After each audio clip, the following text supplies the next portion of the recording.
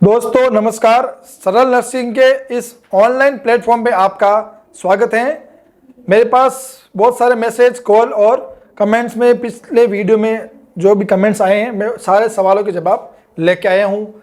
क्या भर्ती की प्रोसेस रहेगी, है ना, क्या रहेगी चयन प्रक्रिया, क्या मिलेगा CHA को बोनस, या कोरोना के अंदर काम करने वाले ANM, LT, MBBS उनको मिलेगा क्या बोनस अंक इस भर्ती में, क्या UTB को मिलेगी इस NHM की वैकेंसी में प्राथमिकता, क्या रहेगा इस भर्ती में आरक्षण का मापदंड, इस भर्ती में ANM व JNM के लिए क्या फ़ायदा है। यह मुख्य रूप से इनको लेके मेरे पास मैसेज आए हैं, सवाल भी आए हैं, कॉल भी आए हैं। ठीक है, तो मैं सबसे पहले ये ले रहा हूँ कि क्या रहेगी चयन प्रक्रिया, है ना। चयन प्रक्रिया मैं आपको ये बता दूं, ये जो भर्ती है NHM की, UTB की वैकेंसी है, NHM की जो रिक्त पद हैं उनके अगेंस्ट में ये ले रहे हैं। ठीक है, और ये जो वैकेंसी है स्टेट गवर्नमेंट सभी CMHO को पाबंद कर रही है कि आप NHM के अपने डिस्ट्रिक्ट के अंदर आने वाले विभिन्न प्रकार के जो भी खाली पद पड़े NHM के उनको आप भरिएगा। ठीक है, चाहे वो ANM हो, चाहे वो डॉक्टर्स के हो, चाहे JNM के हो, चाहे फार्मासिस्ट के हो, चाहे LT के हो। ठीक है, तो पहला सवाल यह है कि चयन प्रक्रिया, तो मैं आपको लिए लेके आया हूँ कि ये जो भर्ती है ना, किसके अंतर्गत हो रही है, NHM के अंतर्गत हो रही है ना, NHM के ये अंतर्गत हो रही है, NHM के अंतर्गत हो रही है। यहाँ पे क्या लिखा हुआ है, Rajasthan contractual hiring to civil rules 2022, Rajasthan सेवा नियम 2022 के अंतर्गत ये भर्ती होगी। तो ये तो कंफर्म हो गया है कि ये भर्ती है जो किसी NGO या ठेकेदार के माध्यम से तो होगी नहीं, है ना, क्योंकि यह स्पष्ट कर रखा है इस भर्ती को किसके अंतर्गत, सेवा नियम 2022 के अंतर्गत लेना है। ठीक है, अब NGO और ठेकेदार माध्यम से होगी नहीं, तो ये किसके माध्यम से होगी, जिला स्वास्थ्य समिति के द्वारा होगी। ठीक है, अब ये भर्ती सिविल पोस्ट रूल 2022 के अंतर्गत हो रही है। तो क्या होगा, प्रत्येक जो डिस्ट्रिक्ट लेवल पर जो CMHO सर बैठते हैं वो क्या करेंगे, इस नियम के तहत इस भर्ती को पूरा करेंगे, सिस्टमेटिक रूप से पद भरेंगे। ठीक है, तो क्या करेंगे वो कि इस भर्ती को अपने जिले के अनुसार जो पद मिले हैं कि ANM के इतने पद हैं, JNM के इतने हैं, डॉक्टर्स के इतने हैं, फार्मासिस्ट के इतने पद हैं, तो उनकी एक संक्षिप्त विज्ञप्ति बनाकर क्या करेगा वो, क्या करेंगे CMHO सर अखबार में देंगे, विज्ञापन करेंगे, सार्वजनिक करेंगे उस विज्ञप्ति को सबके सामने। ठीक है, और उस विज्ञप्ति के अंदर उसके जो मापदंड है वो भी निश्चित होंगे। ठीक है, अब मैं ये बता दूं, एक सवाल तो ये हो गया कि ये जो भर्ती है NGO ठेकेदार से नहीं होगी और राजस्थान सेवा नियम के अंदर होगी और DHS डिस्ट्रिक्ट हेल्थ सोसाइटी के अंदर होगी है, और CMHO सर इस भर्ती को पूरा कराएंगे। ठीक है, एक बात ये बता दूं, ये जो भर्ती है NHM के वैकेंट है, जो रिक्त पद है उनके अगेंस्ट पद पे हो रही है। जब भविष्य में NHM के पद भर जाएंगे तो आपकी सेवाएं समाप्त हो जाएगी, या 31/3/2026 तक आपको ले रहे हैं। इन दोनों में से जो पहले शर्त हो वो आप पर लागू होगी। ठीक है, यहाँ पर लिखा हुआ है ना, कि पद स्थापन होने तक, है ना, नवीन पद स्थापन मानव संसाधन, अभी जो जून में परीक्षा NHM की वह पूरी होगी, उनकी ज्वाइनिंग मिलते ही आपको हटा देंगे, या 31/3/2026 तक आपको रखेंगे, जो भी पहले लागू हो।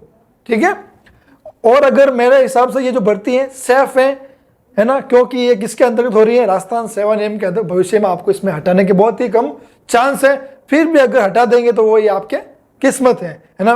बाकी ये जो भर्ती है NHM की वैकेंसी की जो UTB हो रही है, बहुत ही ये गोल्डन भर्ती है, क्योंकि ये भर्ती किसके अंतर्गत हो रही है, मैं फिर बोल रहा हूँ, ये भर्ती हो रही है सेवा नियम 2022 के अंतर्गत।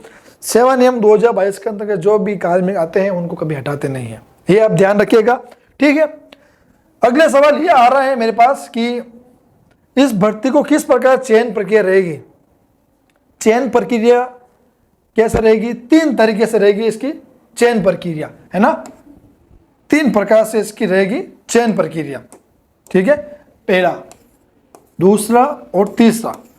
पहली जो चयन प्रक्रिया है, या तो आपको सीधे ले लेंगे अपने डिप्लोमा और डिग्री के परसेंटेज बेस पे, है ना, सीधी मेरिट बना देंगे, वो डिप्लोमा या डिग्री के परसेंटेज में सीधी मेरिट बना के क्या ले लेंगे, आपको ले लेंगे कि जिसके ज़्यादा परसेंटेज हैं ANM, JNM, LT, MBBS के अंदर, उनको ले लेंगे पहले।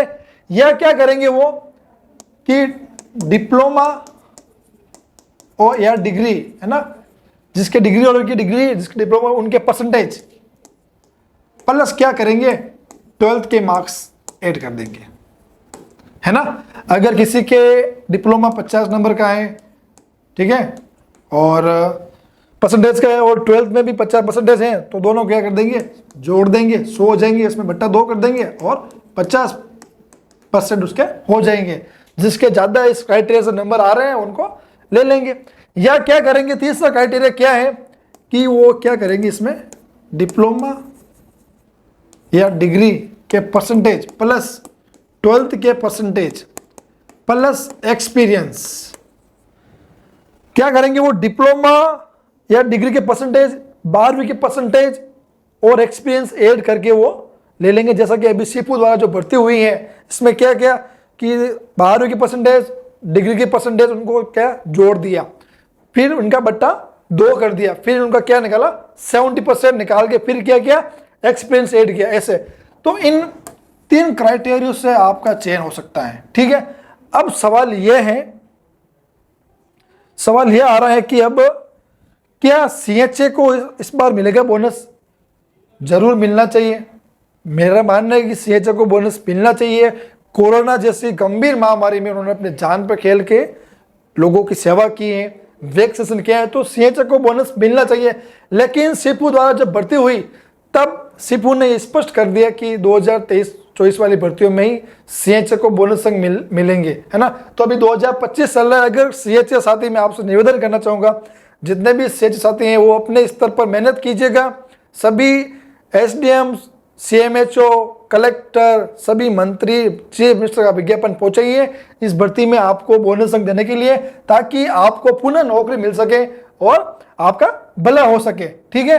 तो सीएचए को बोनस मेरे हिसाब से मिलना चाहिए। अगर सीएचए जितने भी हैं, जितने भी संगठन है सीएचए के, सारी मेहनत करेंगे तो सीएचए को इसमें बोनस मिलेगा। अगर मेहनत नहीं करोगे तो कम चांस है। फिर एक सवाल यह आ रहा है कि क्या यूटीबी को मिलेगी प्राथमिकता?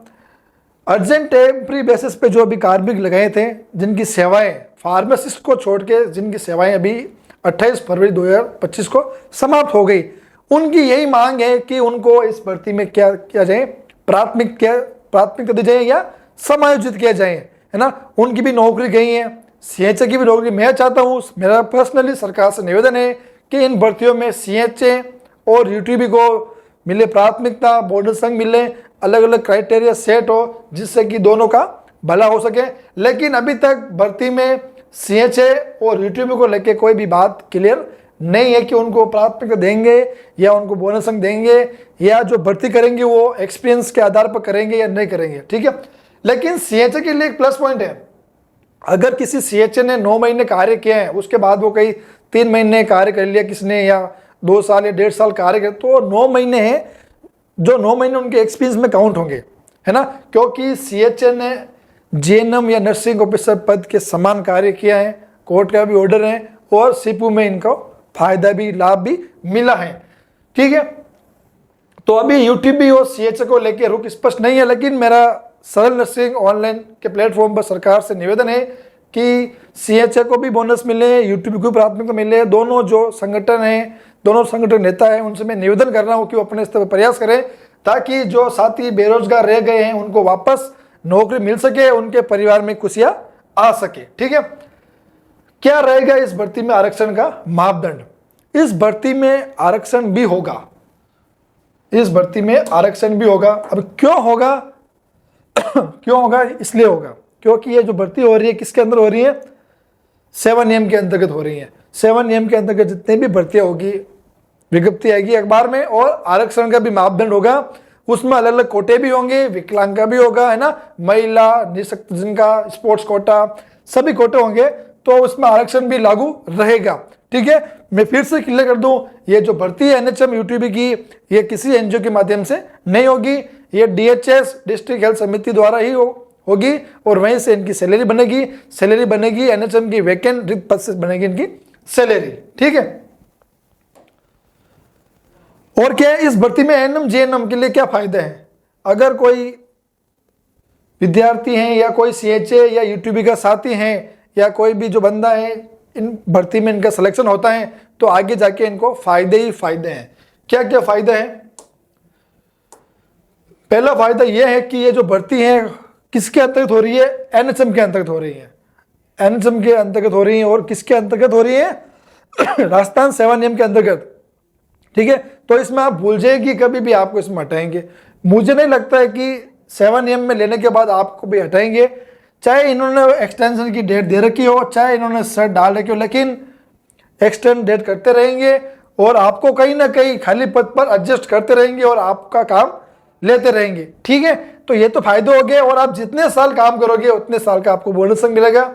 1 साल के 10%, 2 साल के 20 और 3 साल के आपको 30%। अब चाहे आप 10 साल काम करो चाहे 15, आपको मिलने 30 ही हैं।